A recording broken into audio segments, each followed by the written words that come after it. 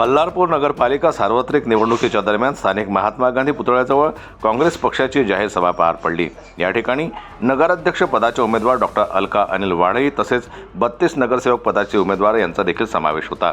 काँग्रेस विधिमंडळ गटनेते विजय वडेट्टीवार यांच्याद्वारे ही जाहीर सभा घेण्यात आली। राज्यातील महायुतीच्या सरकारमध्ये सत्तेच्या तिजोरीसाठी मारामारी सुरू आहे।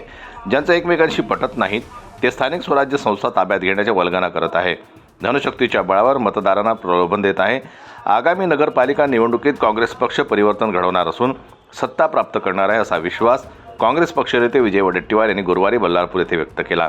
यावेळी मंचावर खासदार प्रतिभा धानोरकर, माजी आमदार जैनुद्दीन जव्हेरी, जिल्हा मध्यवर्ती बँक माजी अध्यक्ष संतोषसिंग रावत, नगराध्यक्ष पदाच्या उमेदवार अलका वाढई, जिल्हा बँकेचे संचालक डॉक्टर अनिल वाढई, माजी उपाध्यक्ष डॉक्टर सुनील कुलदीवार, नंदू नगरकर, प्रवीण पडवेकर, SK बलकी, भारत धुलकर, भास्कर माकोडे, शरद काँग्रेस कमिटीचे अध्यक्ष देवेंद्र आर्य, माजी अध्यक्ष अब्दुल करीम यांच्यासह नगरसेवक पदाच्या उमेदवारांची उपस्थिती होती।